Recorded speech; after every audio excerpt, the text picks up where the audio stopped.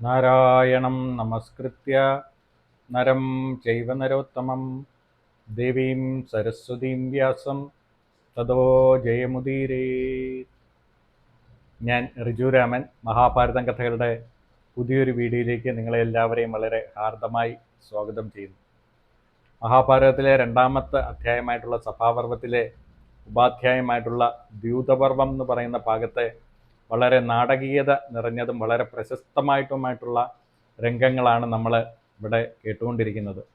അപ്പോൾ കഴിഞ്ഞൊരു വീഡിയോയിൽ ദുശാസനൻ വസ്ത്രാക്ഷേപം ചെയ്യുന്നതും ഭഗവാൻ കൃഷ്ണൻ വന്നിട്ട് അത്ഭുത പ്രവൃത്തി കൊണ്ട് ദ്രൗപദിയുടെ മാനം രക്ഷിക്കുന്നതും നമ്മൾ കണ്ടു. ആ സമയത്ത് ദുശാസനൻ വസ്ത്രം അഴിക്കുന്ന സമയത്ത് ഭഗവാൻ കൃഷ്ണൻ മറിഞ്ഞിരുന്നതുകൊണ്ട് പുതിയ വസ്ത്രങ്ങൾ ദ്രൗപദിയുടെ ശരീരത്തിലേക്ക് കൊണ്ടുവന്നുകൊണ്ടേയിരുന്നു. പുതിയ പുതിയ വസ്ത്രങ്ങൾ, അതൊരു സാരി തന്നെ നീണ്ടു പോകുന്ന രീതിയിലല്ല ഇവിടെ പറഞ്ഞിരിക്കുന്നത്. ദുശാസനൻ അഴിക്കുന്നതനുസരിച്ച് അവളുടെ നഗ്നത മറയ്ക്കുന്ന രീതിയിൽ പുതിയ രീതിയിലും പല പല നിറങ്ങളിലുള്ളതും പല പല വിചിത്രമായിട്ടുള്ള പണികളോടും ഒക്കെ കൂടിയിട്ടുള്ള മനോഹരമായിട്ടുള്ള വസ്ത്രങ്ങൾ ഈ ദ്രൗപദിയുടെ ശരീരത്തിനെ മൂടിക്കൊണ്ടേയിരുന്നു എന്നാണ്. അങ്ങനെ അത് വലിച്ച് ദുശാസനൻ തളർന്നു. ആ സമയത്താണ് ഭീമൻ തൻ്റെ അതിഭയങ്കരമായിട്ടുള്ള പ്രതിജ്ഞ എടുക്കുന്നത്. അപ്പം ആ ഭീമൻ പറയുന്നത് എങ്ങനെയാണ്, ഇവിടെ ഇരിക്കുന്ന ക്ഷത്രിയന്മാർ മുഴുവനും കേട്ടോളൂ, ഇതുപോലൊരു ശബ്ദം ഇതുവരെ ആരും എടുത്തിട്ടുണ്ടാവില്ല, ഇനി എടുക്കാനും പോകുന്നില്ല. യുദ്ധത്തിൻ്റെ സമയത്ത് ഞാൻ ഈ ദുശാസനൻ്റെ നെഞ്ച് പിളർന്ന് അവൻ്റെ ചോര ഞാൻ കുടിക്കും. ഇത് നടന്നില്ല എങ്കിൽ എൻ്റെ പിതാമഹന്മാർ നേടിയെടുത്തിട്ടുള്ള ആ പുണ്യം മുഴുവൻ എനിക്ക് കിട്ടാതെ പോകട്ടെ എന്നുള്ള ഒരു ശബ്ദമാണ് നടത്തിയത്. അപ്പം ഈ മഹാഭാരതം പണ്ട് ഞാൻ വായിച്ചുകൊണ്ടിരുന്ന സമയത്ത് ഈ കഥയുടെ ഈ ശബ്ദത്തിൻ്റെ കൂട്ടത്തിൽ പല കാര്യങ്ങളും കൂട്ടപ്പെട്ടതായിട്ട് കാണുന്നുണ്ട്. അതായത് ആ ചോര ഉള്ള കൈകൾ കൊണ്ട് ആ ചോര കൊണ്ടുവന്ന് ദ്രൗപദിയുടെ മുടിയിൽ പുരട്ടിയതിന് ശേഷം മാത്രമേ മുടി കെട്ടുകയുള്ളൂ എന്നുള്ള ശബ്ദം ദ്രൗപദി എടുത്ത് ഒരു ഓർമ്മ അങ്ങനെ വായിച്ചു എന്നൊരു ഓർമ്മയുണ്ട്. അപ്പം പക്ഷേ ഈ ഒരു കഥയിൽ അങ്ങനെ ഒന്നും പ്രതിപാദിക്കുന്നില്ല. അപ്പം മഹാഭാരതം കഥ മലയാളത്തിലേക്ക് വിവർത്തനം ചെയ്തിട്ടുള്ള വ്യാഖ്യാനം ചെയ്തിട്ടുള്ള ആൾക്കാർ അവരുടെ ഭാവനയും കൂടി പല ഭാഗങ്ങളിലും കൊണ്ടുവന്നു എന്നാണ് വിചാരിക്കേണ്ടത്. ഇതൊരു തെറ്റാന്ന് ഞാൻ പറയുന്നില്ല, പക്ഷേ യഥാർത്ഥത്തിലുള്ള മഹാഭാരതത്തിൽ ഇങ്ങനെയാണ് എന്ന് ഞാൻ പറഞ്ഞു എന്നുള്ളത്. ഇപ്പം ഞാനിപ്പോൾ പറഞ്ഞുകൊണ്ടിരിക്കുന്നത് വിദ്വാൻ കെ പ്രകാശം, അദ്ദേഹം ഒരു സംസ്കൃത അധ്യാപകനായിരുന്നു. അദ്ദേഹം മഹാഭാരതത്തിലെ 1,00,000-ൽ പരം ശ്ലോകങ്ങളെ മലയാളത്തിലേക്ക് തർജിമ ചെയ്തു. ആ പുസ്തകത്തിനെ അടിസ്ഥാനപ്പെടുത്തി അത് DC ബുക്സ് പ്രസിദ്ധീകരിച്ചു 6 വാല്യങ്ങളായിട്ട്. ആ പുസ്തകത്തിനെ അടിസ്ഥാനപ്പെടുത്തി അതിലെ ഒരു കാര്യങ്ങൾക്ക് ഒരു വ്യത്യാസം വരുത്താതെയാണ് ഇപ്പോൾ ഞാനിവിടെ കഥകൾ പറഞ്ഞുകൊണ്ടിരിക്കുന്നത്. അപ്പം നിങ്ങളുടെ എല്ലാവരുടെയും പ്രതികരണങ്ങളും അതോടൊപ്പം തന്നെ അഭിപ്രായങ്ങളും ഒക്കെയാണ് ശരിക്കും പറയുകയാണെങ്കിൽ എനിക്ക് ഈ വീഡിയോ മുന്നോട്ട് കൊണ്ടുപോകാൻ വേണ്ടിയിട്ടുള്ള വലിയൊരു ഊർജ്ജം. അപ്പോൾ ഇത് മുഴുവൻ കേൾക്കുന്ന ശ്രദ്ധയോട് കൂടിയിട്ട് കേൾക്കുന്ന ആൾക്കാരുടെയൊക്കെ പ്രതികരണങ്ങളൊക്കെ ഞാൻ പ്രതീക്ഷിക്കുന്നുണ്ട്. അപ്പം നമ്മൾ ഇന്നലെ ഈ കേട്ടത് ദ്യൂതപർവത്തിലെ ഇദ്ദേഹം വളരെ വലിയ അനീതിയാണ് അവിടെ നടമാടിക്കൊണ്ടിരുന്നത്. അപ്പോൾ അവിടെ വികർണൻ മാത്രമാണ് ഒന്ന് പ്രതികരിച്ചത് കൗരവപക്ഷത്തു നിന്ന്. വികർണൻ പറഞ്ഞു കാണിക്കുന്നൊന്നും ശരിയല്ല എന്നുള്ള രീതിയിൽ പറഞ്ഞു. ആ സമയത്ത് കർണൻ അതിനെ ശക്തമായിട്ട് എതിർക്കുകയാണ് ചെയ്തത്. കർണൻ പറഞ്ഞ വികർണൻ വിഡ്ഢിയാണ്, ഇവിടെ വലിയ വലിയ ആചാര്യന്മാരൊക്കെ ഇരുന്നിട്ട് നിനക്ക് പറയാൻ വേണ്ടിയിട്ട് എന്താണ് യോഗ്യതയുള്ളതെന്നും പറഞ്ഞുകൊണ്ട് അവനെ അടിച്ചമർത്തുകയാണ് ചെയ്തത്. അപ്പം വേറെ രാജാക്കന്മാരൊന്നും പ്രതികരിക്കുന്നില്ല എന്ന് കണ്ടപ്പോഴാണ് വികർണൻ അവിടെ സംസാരിക്കാൻ വേണ്ടിയിട്ട് തയ്യാറായത്. അപ്പോൾ ഇവിടെ ഇരിക്കുന്ന ബാക്കിയുള്ള രാജാക്കന്മാരെല്ലാം നിശബ്ദരായിട്ടിരിക്കുന്നത് കണ്ടിട്ട് വിതുരര് വീണ്ടും എഴുന്നേറ്റിട്ട് സംസാരിക്കാൻ വേണ്ടിയിട്ട് തുടങ്ങി. എന്നിട്ട് ഈ സദസ്യരോട് പറയാണ്, നിങ്ങളിവിടെ പ്രതികരിക്കണം. പാഞ്ചാലി സ്വതന്ത്രയാണോ അതോ ദാസിയാണോ? ആ ചോദ്യമാണ് പാഞ്ചാലി അവിടെ ഉന്നയിച്ചിരിക്കുന്നത്. അതിന് ഉത്തരം നിങ്ങൾ പറയണം എന്ന് പറഞ്ഞു. പക്ഷെ ആരും മിണ്ടാൻ വേണ്ടിയിട്ട് തയ്യാറായില്ല. ആ സമയത്ത് വിതുരര് പഴയൊരു കഥ പറയാൻ വേണ്ടിയിട്ട് തയ്യാറാകുകയാണ്. പണ്ട് ഹിരണ്യകശിപുവിൻ്റെ മകനായിട്ടുള്ള പ്രഹ്ലാദൻ, ഒക്കെ പണ്ടത്തെ കഥയാണ്, യുഗങ്ങൾക്ക് മുമ്പുള്ള കഥയാണ്. അപ്പം ഹിരണ്യകശിപുവിൻ്റെ മകനായിട്ടുള്ള പ്രഹ്ലാദൻ്റെ മകനാണ് വിരോചനൻ. വിരോചനൻ്റെ അതേ കാലത്തുണ്ടായിരുന്നതാണ് അംഗരസിൻ്റെ പുത്രനായിട്ടുള്ള സുധന്യാവ്. ഇവർ രണ്ടുപേരും ഒരു കന്യകയെ ഇഷ്ടപ്പെട്ടു എന്നാണ്.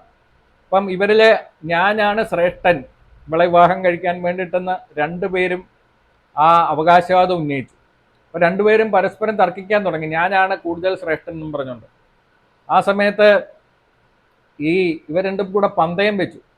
ആരാണോ തോക്കുന്നത്, തോക്കുന്ന ആളുടെ ജീവൻ ജയിക്കുന്ന ആൾക്ക് എടുക്കാം, മൂന്നാമതൊരാൾ ഇതിന് അഭിപ്രായം പറയട്ടെ എന്ന് പറഞ്ഞു. അങ്ങനെ പ്രഹ്ലാദന്റെ മുമ്പിലേക്കാണ് ഇവർ എത്തിയത്. പ്രഹ്ലാദന്റെ മുമ്പിൽ എത്തിയിട്ട് സുധന്യാവ് ചോദിച്ചു, ഞങ്ങളെ ഇങ്ങനെ ഒരു തർക്കത്തിൽ എത്തിയിട്ടുണ്ട്, ഞങ്ങളിൽ ആരാണ് ശ്രേഷ്ഠൻ, അങ്ങ് അതിൻ്റെ ഉത്തരം പറയണം, അങ്ങ് അസത്യം പറയരുതെന്ന് പറഞ്ഞു. അപ്പൊ ഇത് കേട്ട് കഴിഞ്ഞപ്പോഴേ പ്രഹ്ലാദനെ അറിയാം സുധന്യാവാണ് വിരോചനെ കഴിഞ്ഞ് ശ്രേഷ്ഠൻ എന്നുള്ളത് പ്രഹ്ലാദനെ അറിയാം. പക്ഷേ അത് പറഞ്ഞു കഴിഞ്ഞാൽ തൻ്റെ മകൻ്റെ ജീവൻ നഷ്ടപ്പെടും. അങ്ങനെ വലിയൊരു ആശയക്കുഴപ്പത്തിലും ഭയങ്കരമായിട്ടുള്ള വിഷമത്തിലുമായിട്ട് മാറി പ്രഹ്ലാദൻ. ആ സമയത്ത് സുധന്യാവിന് മനസ്സിലായി. സുധന്യാവ് അതിഭയങ്കരമായിട്ടുള്ള കോപത്തോടു കൂടിയിട്ട് പറഞ്ഞു, അങ്ങ് അസത്യം പറയുകയോ അല്ലെങ്കിൽ മിണ്ടാതിരിക്കുകയോ ചെയ്യുകയാണെങ്കിൽ ഇന്ദ്രന്റെ വജ്രം വന്നിട്ട് അങ്ങയുടെ തല 100 പിളർക്കും എന്ന് പറഞ്ഞു. അപ്പൊ ഇത് കേട്ടിട്ട് പ്രഹ്ലാദൻ പേടിച്ചു പറിച്ചു. അപ്പം വേറൊരാളോട് അഭിപ്രായം ചോദിക്കാൻ വേണ്ടിയിട്ട് അദ്ദേഹം കാശ്യപ മഹർഷിയുടെ അടുത്താണ് പോയത്. എന്നിട്ട് കാശ്യപ മഹർഷിയുടെ അടുത്ത് നിന്നിട്ട് പറഞ്ഞു, അങ്ങ് എനിക്ക് ഒരു സംശയം നിവർത്തി ചെയ്തു തരണം. ഒരു കാര്യം ചോദിച്ചു കഴിഞ്ഞാൽ മിണ്ടാതിരുന്നാലും അസത്യം പറഞ്ഞാലും അവന് എന്തൊക്കെ ഫലങ്ങളാണ് കിട്ടുന്നതെന്ന് ചോദിച്ചു. അപ്പൊ കശ്യപൻ പറഞ്ഞു, കാമക്രോധങ്ങളെ പിന്തുടർന്ന് അറിഞ്ഞുകൊണ്ട് മിണ്ടാതിരിക്കുന്നവനെ അവൻ്റെ ദേഹത്ത് 1000 വരുണപാശങ്ങൾ വന്ന് പതിക്കും. വരുണപാശങ്ങൾ എന്ന് വെച്ചാൽ പാപഫലങ്ങളാണ്. ആ പാപഫലങ്ങൾ വന്ന് അവൻ്റെ ദേഹത്ത് വന്ന് പതിക്കും എന്ന് പറഞ്ഞു. അതുകൊണ്ട് സത്യം അറിയാവുന്നവർ അത് തുറന്നു പറയണം, ധർമ്മം അറിയാവുന്നവർ അത് തുറന്നു പറയണം, അവർ മിണ്ടാതിരിക്കരുതെന്ന് പറഞ്ഞു. ഇനി ഒരു സഭയിൽ അധർമ്മം ഉണ്ടാവുകയാണെങ്കിൽ ആ അധർമ്മത്തിന്റെ ഫലമായിട്ടുണ്ടാകുന്ന പാപത്തിന്റെ പകുതി ആ സഭാധ്യക്ഷനായിരിക്കും. അതോടൊപ്പം തന്നെ അതിൻ്റെ കാൽഭാഗം ആ അധർമ്മം ചെയ്യുന്ന ആൾക്കും, കാൽഭാഗം അധർമ്മം കണ്ടിട്ട് പ്രതികരിക്കാതെ ഇരിക്കുന്ന ധർമ്മത്തിനോടൊപ്പം നിൽക്കാത്തവർക്കുമായിരിക്കും എന്നാണ്. അപ്പം ഇവിടെ ചോദിക്കുന്നവരൊക്കെ ധർമ്മം വിട്ട് നുണ പറയുകയാണെങ്കിൽ മുൻപും പിൻപുമുള്ള തലമുറയിൽപ്പെട്ട 7 തലമുറയിൽപ്പെട്ടവരുടെ പുണ്യങ്ങളെല്ലാം അപ്രത്യക്ഷമാകും. അതോടൊപ്പം തന്നെ അനേകം ദുഃഖങ്ങളുണ്ട്. ധനം അപഹരിക്കപ്പെട്ടവന്റെ ദുഃഖം, രാജാവിനാൽ പിടിക്കപ്പെട്ടവന്റെ ദുഃഖം, കടക്കാരൻ്റെ ദുഃഖം, വിവാഹം കഴിക്കാത്ത സ്ത്രീയുടെ ദുഃഖം, കുട്ടികളുണ്ടായിട്ട് മരിച്ചുപോയ സ്ത്രീയുടെ ദുഃഖം, സാക്ഷിയാൽ തോൽപ്പിക്കപ്പെട്ടവന്റെ ദുഃഖം, കള്ളസാക്ഷിയാൽ തോൽപ്പിക്കപ്പെട്ടവന്റെ ദുഃഖം, ഇതൊക്കെ തുല്യമായിട്ടുള്ള ദുഃഖമാണ്. ഈ ദുഃഖമെല്ലാം ഒരുമിച്ച് ഈ പാപം ചെയ്യുന്നവരെ അനുഭവിക്കേണ്ടി വരും എന്ന് പറഞ്ഞു. അപ്പൊ കാര്യങ്ങളും കേട്ടിട്ടും അറിയാവുന്നവൻ സാക്ഷിയാണ്. സത്യം പറഞ്ഞു കഴിഞ്ഞാൽ ധർമാർത്ഥ കാമങ്ങളെ അവൻ പ്രാപിക്കും എന്ന് പറഞ്ഞു. അപ്പൊ ഇങ്ങനെയൊക്കെ ധർമ്മചിന്തകളൊക്കെ പറഞ്ഞു, ഉദാഹരണ സഹിതം പറഞ്ഞെങ്കിലും അവിടെ ആരും സംസാരിക്കാൻ വേണ്ടിയിട്ട് തയ്യാറായില്ല. അപ്പൊ ഇവിടെ കഥ തുടരുകയാണ്. കശ്യപൻ പറഞ്ഞത് കേട്ടിട്ട് പ്രഹ്ലാദൻ മകനോട് പറഞ്ഞു, സുധന്യാവ് നിന്നെ കഴിഞ്ഞും വളരെയധികം ശ്രേഷ്ഠനാണ്. കാരണം അങ്കിരസ് എന്നെ കഴിഞ്ഞ് ശ്രേഷ്ഠനാണ്. അതുകൊണ്ട് അങ്കിരസിന്റെ പുത്രനായിട്ടുള്ള സുധന്യാവ് നിന്നെ കഴിഞ്ഞ് ശ്രേഷ്ഠനാണ്. അങ്കിരസിന്റെ അമ്മ നിന്നെ കഴിഞ്ഞ് ശ്രേഷ്ഠനാണ്. അതുകൊണ്ട് തന്നെ സുധന്യാവും നിന്നെ കഴിഞ്ഞ് ശ്രേഷ്ഠനാണ്. നിന്റെ പ്രാണന് ഇപ്പോൾ സുധന്യാവാണ് അധിപൻ എന്ന് പറഞ്ഞു. അപ്പൊ ഇത് കേട്ട് കഴിഞ്ഞപ്പോഴേ സുധന്യാവിന് ഭയങ്കരമായിട്ടുള്ള സന്തോഷമായി.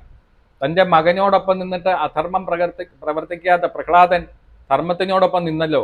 അപ്പം സുധന്യാവ് വിരോചനെ അനുഗ്രഹിച്ചെന്നാണ്, നിന്റെ ജീവൻ ഞാൻ എടുക്കുന്നില്ല, പകരം 100 വർഷം വളരെ ആരോഗ്യത്തോടു കൂടിയിട്ട് ജീവിക്കാൻ വേണ്ടിയിട്ട് ഞാൻ നിന്നെ അനുഗ്രഹിക്കുകയാണ് എന്ന് പറഞ്ഞു. അപ്പം വിതുരര് വീണ്ടും സദസ്യരോട് പറയുകയാണ്, കാര്യങ്ങളൊക്കെ നിങ്ങൾക്ക് വ്യക്തമായിട്ട് മനസ്സിലായിട്ടുണ്ടല്ലോ, നിങ്ങൾ എന്തുത്തരമാണ് കൃഷ്ണയുടെ കാര്യത്തിൽ പറയാൻ വേണ്ടിയിട്ട് പോകുന്നതെന്ന് പറഞ്ഞു.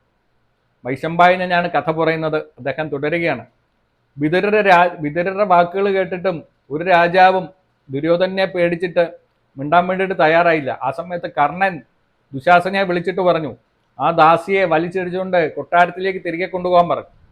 അപ്പൊ കർണന്റെ വാക്ക് കേട്ടിട്ട് പേടിച്ച് വിറച്ച് ദീനാനുകമ്പയോട് കൂടിയിട്ട് വളരെയധികം ദീനതയോട് കൂടിയിട്ട് ആ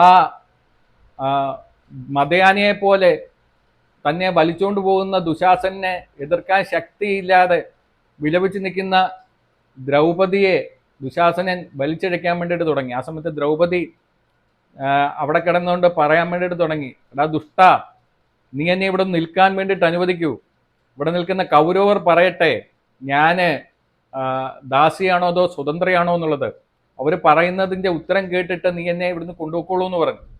ആ സമയത്ത് ദുശാസനൻ ശക്തിയോട് കൂടിയിട്ട് ദ്രൗപദിയുടെ മുടിയിൽ പിടിച്ച് വലിച്ച സമയത്ത് ദ്രൗപദി അവിടെ കമഴ്ന്നടിച്ച് വീണു എന്നാണ്.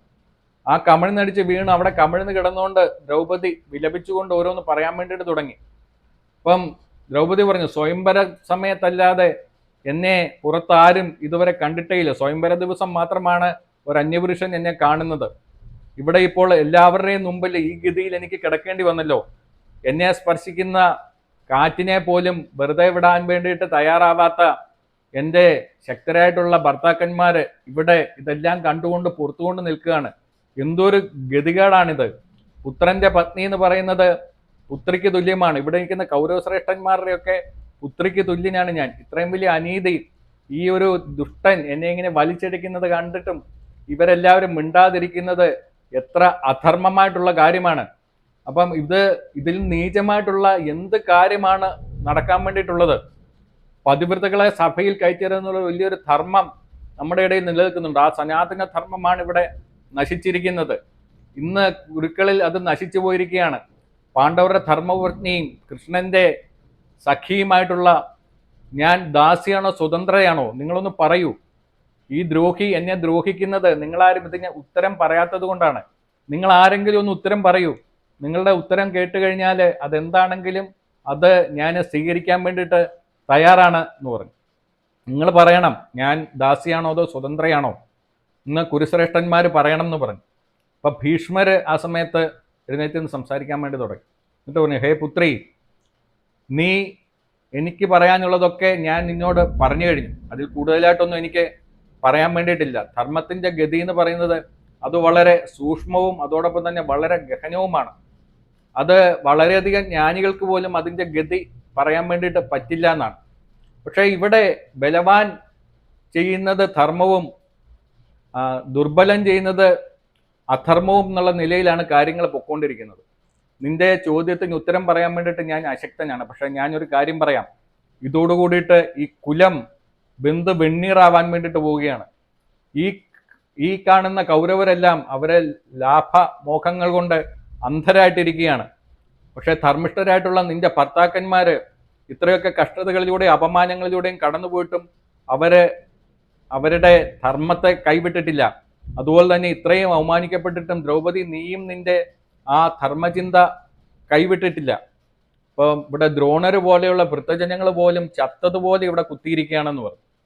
അപ്പോഴേ നിന്റെ ചോദ്യത്തിന് സമാധാനം പറയാൻ വേണ്ടിയിട്ട് കഴിവുള്ള ഒരേ ഒരാള് നിന്റെ ഭർത്താവായിട്ടുള്ള ധർമ്മപുത്രരാണ്. ധർമ്മപുത്രർ പറയട്ടെ, നീ സ്വതന്ത്രയാണോ അല്ലയോ എന്നുള്ള കാര്യം എന്ന് പറയട്ടെ എന്ന് പറഞ്ഞു. അപ്പം വൈശമ്പായനൻ കഥ തുടരുകയാണ്. അപ്പൊ ദുഃഖിച്ചു വലനെ അവമാനിതയുടെ പാഞ്ചാലി വിലപിക്കുന്നത് കണ്ടിട്ടും സഭയിൽ നിന്നുള്ള ഒരാൾ പോലും അതിനെതിരെ പ്രതികരിക്കാൻ വേണ്ടിയിട്ട് തയ്യാറായിട്ടില്ല. കാരണം എല്ലാവർക്കും ഈ ദുര്യോധനെ ഭയമായിരുന്നു. ഭയം കാരണമാണ് അവർ മിണ്ടാതിരുന്നത്. അപ്പൊ ആ സമയത്ത് ദുര്യോധനൻ പറഞ്ഞു, പാഞ്ചാലി, നിന്റെ ചോദ്യത്തിന് നിന്റെ ഭർത്താക്കന്മാരായിട്ടുള്ള ഭീമനും അർജുനനും നകുലനും സഹദേവനും ഉത്തരം പറയട്ടെ. അവർ പറയട്ടെ അവരുടെ സ്വാമിയല്ല യുധിഷ്ഠിരനെന്ന്.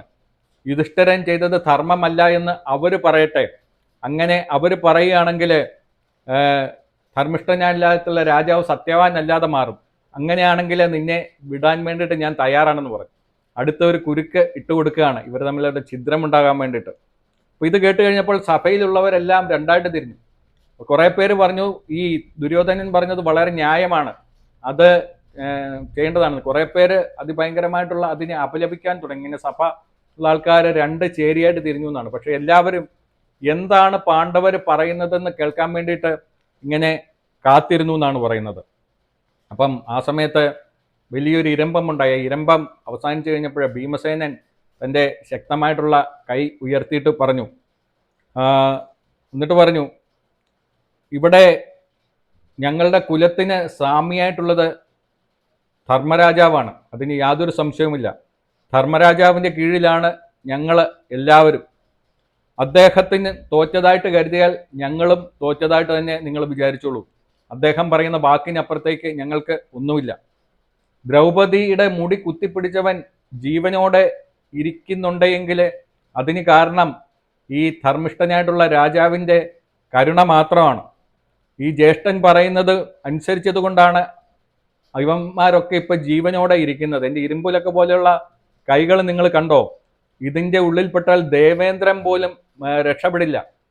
ധർമ്മചിന്ത കൊണ്ടും അതോടൊപ്പം തന്നെ എൻ്റെ അനുജനായിട്ടുള്ള അർജുനൻ എന്നെ വിലക്കിയത് കൊണ്ടും എൻ്റെ ഈ കൈകൾ കെട്ടപ്പെട്ടിരിക്കുകയാണ്. അല്ലെങ്കിൽ സിംഹം മാനുകളെ പിച്ചി ചീന്തുന്നത് പോലെ ഈ ധൃതരാഷ്ട്രരുടെ പുത്രന്മാരെ എല്ലാവരും ഞാനിപ്പോൾ ഇവിടെ പിച്ചി ചീന്തിയനെന്ന് പറഞ്ഞു. അപ്പോൾ ഇത് കേട്ട് കഴിഞ്ഞപ്പോഴേ ഭീഷ്മരും വിതുരരും അതോടൊപ്പം തന്നെ ദ്രോണരും ഒരേ സ്വരത്തിൽ പറഞ്ഞു, ഭീമ നീ ക്ഷമിക്കൂ, ഭീമ നീ ക്ഷമിക്കൂ, നീ പറഞ്ഞത് ശരിയാണ്, നിന്നെ കൊണ്ടത് സാധിക്കും എന്ന് പറഞ്ഞു. ഇത് കേട്ടിട്ട് കർണന് സഹിക്കുന്നില്ല. കർണൻ എഴുന്നേറ്റിട്ട് പറഞ്ഞു, ഈ വൃദ്ധന്മാരെല്ലാവരും അല്പന്മാരാണ്, അവരെ സ്വാമിയോടൊപ്പം നിൽക്കുന്നതിന് പകരം അവർ അധർമ്മത്തിനോടാണ് ഇപ്പം നിന്നുകൊണ്ടിരിക്കുന്നത്. ഇതിനുശേഷം പാഞ്ചാലിയോട് ഒരിക്കലും പറയരുതാത്ത കാര്യങ്ങൾ അവൻ പറഞ്ഞുകൊണ്ടിരിക്കുകയാണ്. അവൻ പറയാണ്, ഇവിടെ സ്വതന്ത്രമില്ലാത്ത 3 പേരൊക്കെയാണ്. അത് ദാസൻ, പുത്രൻ, പിന്നെ സ്വാതന്ത്ര്യമില്ലാത്ത സ്ത്രീ, ഇവർ 3 പേരാണ്. അപ്പൊ ദാസന്റെ ഭാര്യ എന്ന് പറയുന്നത് അത് രാജാവിന്റെ അധീനതയിൽപ്പെട്ടതാണ്. അതുകൊണ്ട് നീ ദുര്യോധനെ അധീനതയിലാണ്, നീ പോയി ദുര്യോധനെ അഭയം പ്രാപിച്ചോളൂ, നീ പാണ്ഡവരെ ഉപേക്ഷിച്ചോളൂ, പകരം ഈ 100 നീ വിവാഹം കഴിക്കൂ, എന്നിട്ട് നീ ഓരോ ദിവസവും ഓരോരുത്തരുടെ കൂട്ടത്തിൽ, ഈ 100 പേരുടെ കൂട്ടത്തിൽ നീ കാമക്രീഡ നയിച്ച് നീ സുഖിച്ചോളൂ എന്ന് പറഞ്ഞു. അങ്ങനെ നീ ഇപ്പോൾ ദുര്യോധനന്റെ അധീനതയിലാണ്. ആ നിലയ്ക്ക് നിന്റെ ഭർത്താക്കന്മാരൊക്കെ തോറ്റുപോയി. ആ നിലയ്ക്ക് തീർച്ചയായും നീ ദാസി തന്നെയാണ്. അതുകൊണ്ട് നിനക്കിവിടെ യാതൊരു വിധത്തിലുള്ള സ്വാതന്ത്ര്യവുമില്ല, നീ വലിയ കുലത്തിലാണ് ജനിച്ചതെന്നും പറഞ്ഞുകൊണ്ട് ഒരു കാര്യവുമില്ല എന്ന് പറഞ്ഞു. അപ്പം വൈശമ്പായനും പറയാണ്, കർണന്റെ ഈ പുലഭം പറച്ചിൽ കേട്ടിട്ട് ഭീമന് ദേഷ്യം സഹിക്കാൻ വയ്യാത്ത അവസ്ഥയിലെത്തി. അയാളുടെ ദേഹമൊക്കെ വിറയ്ക്കാൻ വേണ്ടിയിട്ട് തുടങ്ങി. അദ്ദേഹം ദേഷ്യം കൊണ്ട് ചുവന്ന കണ്ണുകൾ കൊണ്ട് തൻ്റെ ജ്യേഷ്ഠനായിട്ടുള്ള ധർമ്മപുത്രരെ നോക്കിയിട്ട് പറഞ്ഞു, ഞാൻ ഈ സൂതപുത്രനോട് എന്ത് പറയാനാണ്? അങ്ങ് ചെയ്ത ഈ മഹാപാപം കാരണമാണ് നമുക്ക് ഈ ഗതി ഉണ്ടായത്. അങ്ങ് ചിന്തിക്കാതെ ചെയ്ത ഒരു കാര്യം കൊണ്ടാണ് നമുക്ക് ഈ ഗതി ഉണ്ടായത് എന്ന് പറഞ്ഞുകൊണ്ട് ഭയങ്കരമായിട്ടുള്ള രീതിയിൽ യുധിഷ്ഠിരന് നേരെ കോപാവിഷ്ടനായിട്ട് ഭീമൻ നിന്നു. ഇത് കേട്ടിട്ടും ധർമ്മപുത്രര് തൻ്റെ ധർമ്മത്തിൽ നിന്നും അനങ്ങാതെ തൂണുപോലെ അവിടെ നിന്നു എന്നാണ് പറയുന്നത്. ഇനി എന്താണ് സംഭവിച്ചെന്നുള്ളത് നമുക്ക് അടുത്തൊരു വീഡിയോയിൽ കാണാം. നിങ്ങളുടെ എല്ലാവരുടെയും പ്രതികരണങ്ങൾ പ്രതീക്ഷിക്കുകയാണ്. പുതിയ വീഡിയോയിൽ കാണുന്നത് വരെ നമസ്കാരം.